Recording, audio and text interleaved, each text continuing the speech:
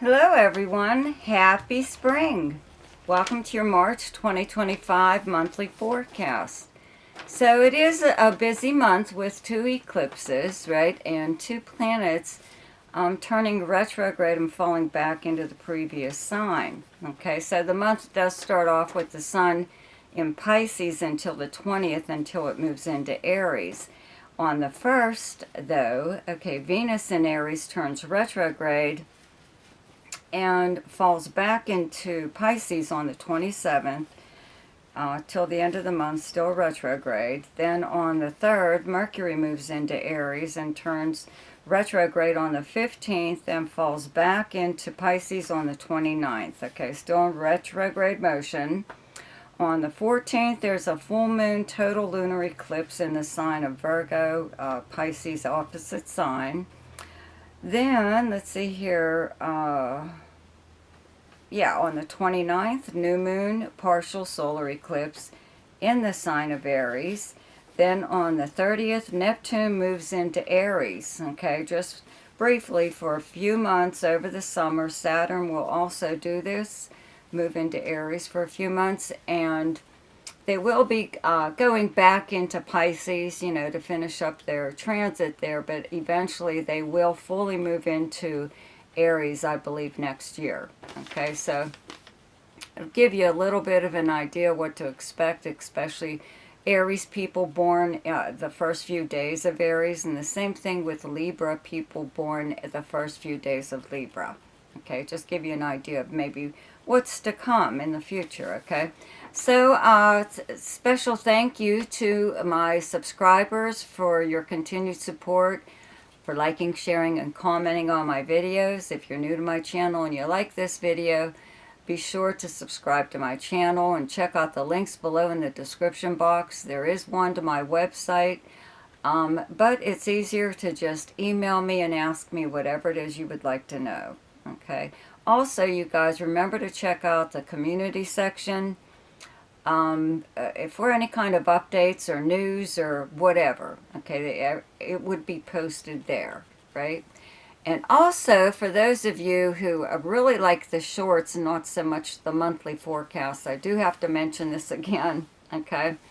That when you are clicking on the short for the monthly forecast, it's just a clip from the monthly forecast. There's a link within that short that will take you to the full monthly forecast. But some of you are just clicking on that link there and you're getting 15 seconds or something of nothing really. That there isn't much to the forecast in that 15 seconds. You have to click on that link that will take you to the full monthly forecast. Okay, so now for your forecast. Hi, Cancer. So, the sun is in Pisces in your 9th house up until the 20th, and then it moves into Aries in your 10th house on the 20th. So you have planets going back and forth between your 9th and 10th houses, okay?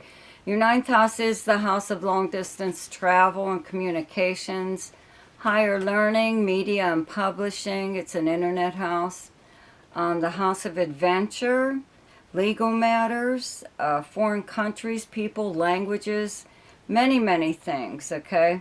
So Neptune and Saturn are still here along with the sun. And then these planets, okay, Mercury, Venus moves back into Pisces on the 27th, and then Mercury moves back into Pisces on the 29th. Okay, they start off, though, in your 10th house of your most public house, okay? How you're known by reputation for your career, okay? It's basically your house of your career. And profession, but also your public persona. You're like, your personal whatever, okay? Your influence, more or less, on the public, okay?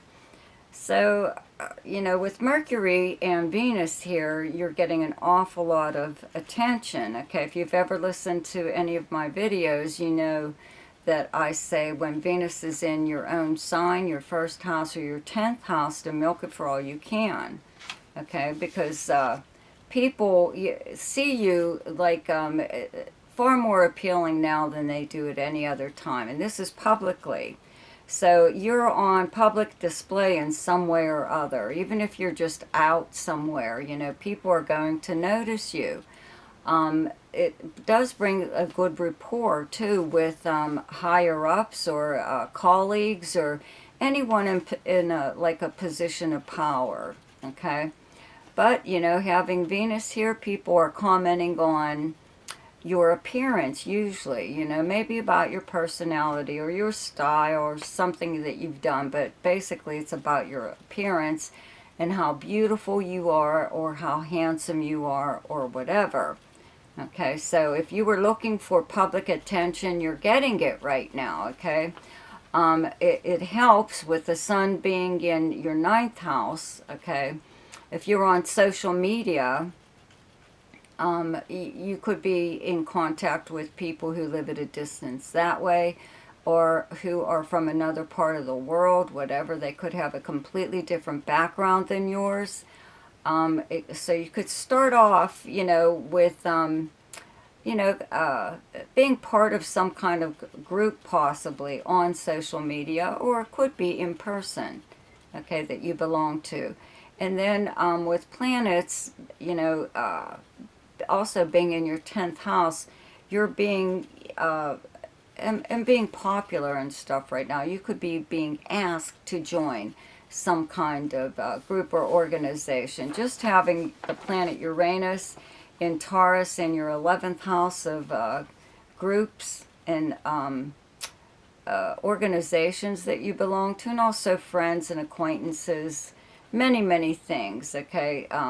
Usually, you know, having Uranus in your 11th house does bring kind of unusual or different kinds of people into your life that you're not normally in contact with, okay? Maybe you just only are in contact with these people socially, and it could just be online. So it could be something like that where eventually, you know, when the sun moves into Aries on the 20th, that you're asked to be part of something or other, some kind of group.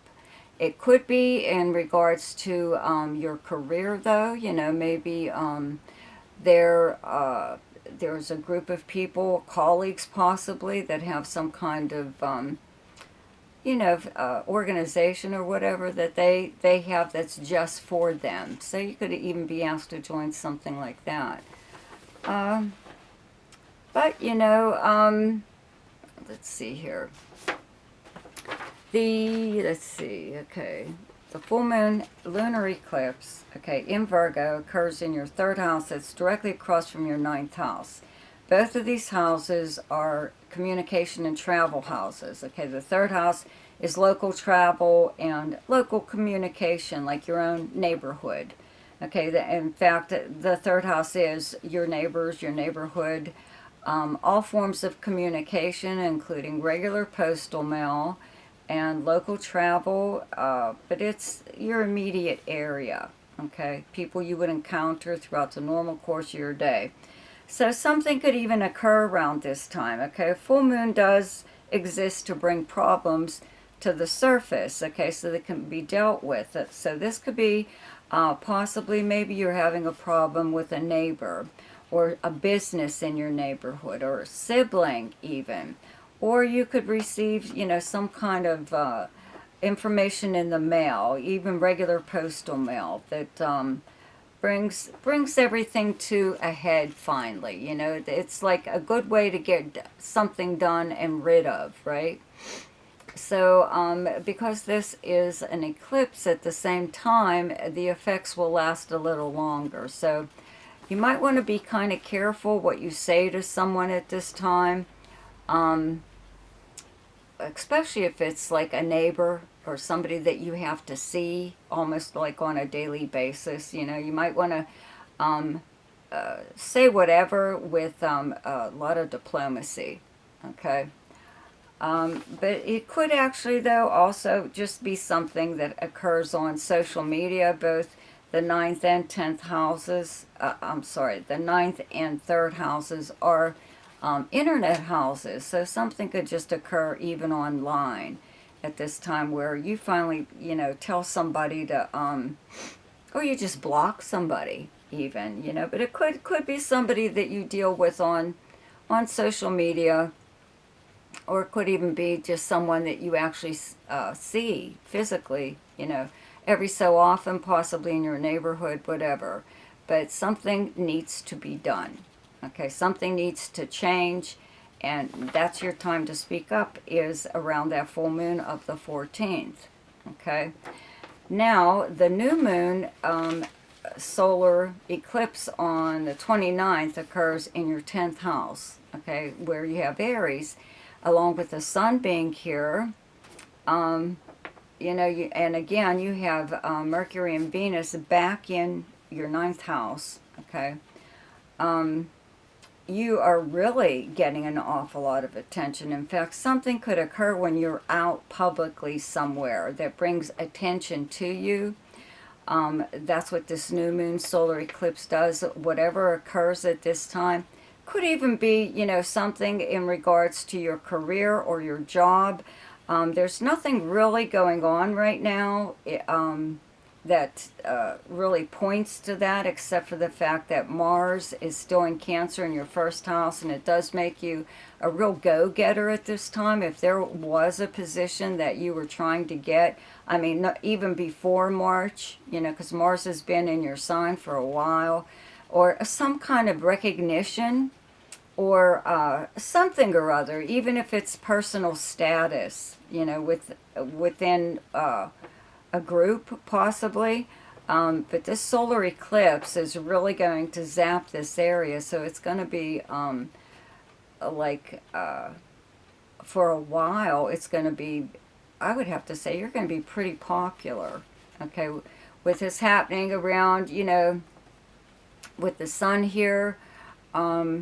You could be in demand for whatever it is that you do for a living, even if it's something new, or again, it could be just your personal status. You're just like the it girl or the it boy at this time, okay?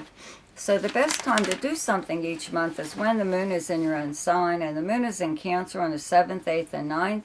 The best time to lay low is when the moon is in your opposite sign, and your opposite sign is Capricorn. And those dates are the 22nd, 23rd, and 24th.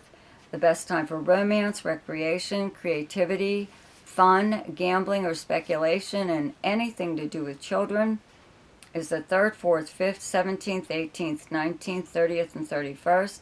The best time for money is the 9th, 10th, 11th, 24th, 25th, and 26th. The best time for your career is the 1st, 2nd, 3rd, 28th, 29th, and 30th. And the best time for communication and travel is the 12th, 13th, 14th, 26th, 27th, and 28th. So I hope you enjoyed your forecast for March. Happy spring. See ya.